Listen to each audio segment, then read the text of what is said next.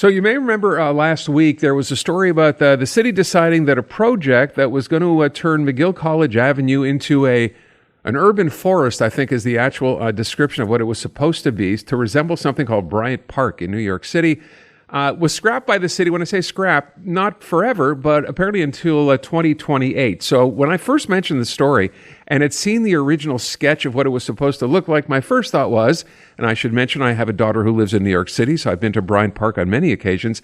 Wow, that looks nothing like Bryant Park. So maybe in a sense, I understood why the city scrapped it, but it turns out money was an issue as well. Leslie Roberts is city councilor for the downtown Peter McGill district. That is where McGill College is and where this whatever you want to call it, imagination would have taken place. And he is on the line. Leslie, thanks for taking the time today. So let me start with that first part, the part about money. How does that come into play here? How was that involved in the decision ultimately? Well, when we took over in November, Aaron, first and foremost, we looked at the books and we saw that the financial struggle, shall we say, and we had to prioritize. And I'll divide it in two answers. Number one, the infrastructure right now, McGill College doesn't require urgent repair, where there are other parts of the town that involve multi-million-dollar projects. I think of Guy, Delormier, Champlain.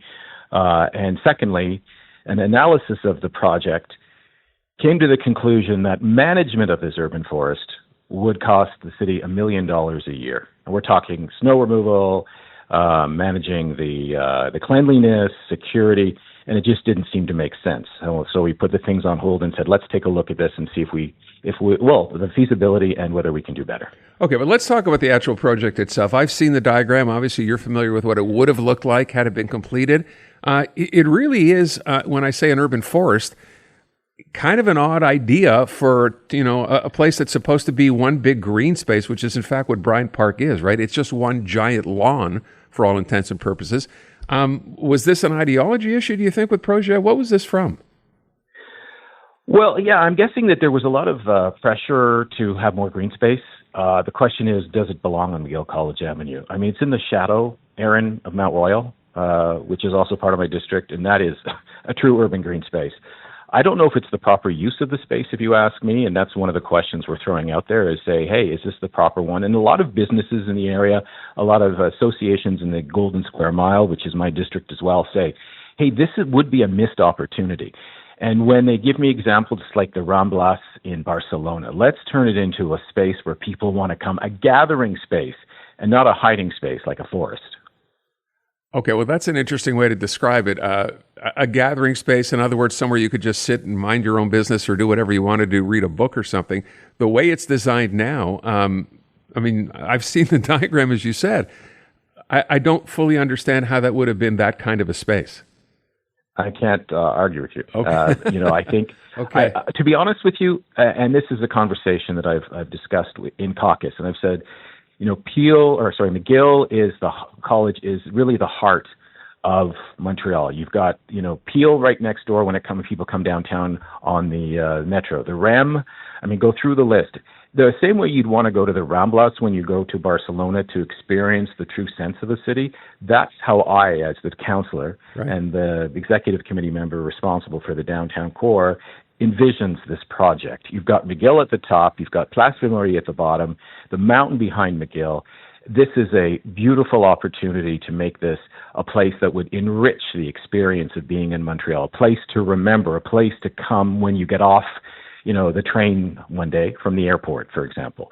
I just see it as, an opportunity for us to make this a beautiful heart of the city landscape as opposed to another just green space. So, well, let me ask you then, with respect to, you talk about how you envision this, what can we expect might happen here? Well, at this point, no one knows for sure, right? We're literally asking everybody this time, what do they want to see in downtown Montreal? Okay. And then come up with a potential concept.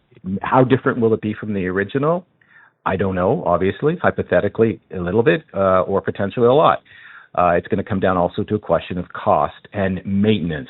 Just to think, the project with very little on it except the trees, in terms of for Montrealers to use or for visitors to experience, it was still going to cost $1 million a year just to maintain. Was that the part that made you scratch your head and go, there's nothing here but trees? How is this going to cost $1 million to maintain? That was part of what made me scratch my head, Aaron, to be honest with you. I mean, this is a missed opportunity if we don't take advantage and turn this into an incredible gem in the heart of the city. That's what I'm looking for. Will everybody agree with me? Time will tell. But I just want to add one more thing. You know, one of the concerns was the Oscar Peterson tribute. That is not going to change. We've reached out, in fact, to Mr. Peterson's widow and said, nothing of that is going to change. That is still very much part of the heart of this project in terms of Oscar Peterson Square. The question is, how can we make it better? Right. And so you're basically talking about going back to, you know, I guess as you're describing it now, going back to the starting blocks and saying, okay, come up with designs that everybody, or for the most part, most people can agree with, and let's look at it with different eyes. I don't want to say rolling back to the beginning. We're saying, how can we make it even better? I mean, there was a public contest, very respected firms, very respected architects, very respected urbanists who came to the table with a beautiful project as they saw it. Mm-hmm. How can we make it even better? Okay. And more useful, quite frankly. I mean, I envision waking up Sunday morning, walking down the street and sitting on McGill College Avenue at a cafe, taking in the sunshine early morning on a Sunday, surrounded by trees, cafes, and people walking down the street, walking their dogs, kids playing, you know, pushing a soccer ball, whatever. Isn't that what we want down there? I guess, and I will say, again, I'm going to reference Bryant Park because I know the area. That's what you have there. You have kids either kicking a soccer ball. There's someone in a corner putting on a ballet show. There are people, you know, playing games like crossword puzzles on tables set up. It really is for all way to describe it, it is a communal space. And I'm guessing that's the idea, right? Yeah. I mean, ideally, that's how I see it. Time will tell if everyone else agrees with our vision. It sounds like you're on side. But here's the thing. Bryant Park is also city-owned but privately managed and privately run.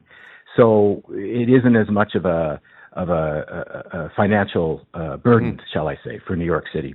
And maybe, who knows, maybe that's a model to look at as well. I was going to say. Everything's on the table for potentially how to turn this into the best project it can be. Right. We want to get it right the first time. So that idea, interesting you brought that up, right? It belongs to the city, but it's privately managed. But you are open, the city is open to that kind of an arrangement? I won't speak for the mayor, but I'll say that I would say everything in terms of how it would be run. Yeah, absolutely. But I mean, it's a piece of Montreal owned by the city, owned by Montrealers that we wouldn't give up. But we would say, how do we make it run the best it can be and at make financial sense? Is there a timetable for this, Leslie? Well, everything's on hold to 2028 in terms of actual moving forward. Between now and then, there will be, consultation potentially in terms of first starting with the key stakeholders who have already weighed in, and moving forward, we'll see. iHeartRadio is throwing it back. 2010s, the decade. To the days of huge hits and unforgettable anthems. A non-stop stream of the biggest and best. Drake, Rihanna, Beyonce, Katy, Gaga, The Weeknd, and more. All your decade-defining favorites, all in one place. Hi, it's Katy Perry. Hey, it's Bruno Mars. This is Kesha. Find 2010's The Decade on the free iHeartRadio app. Preset the station so it's always one tap away.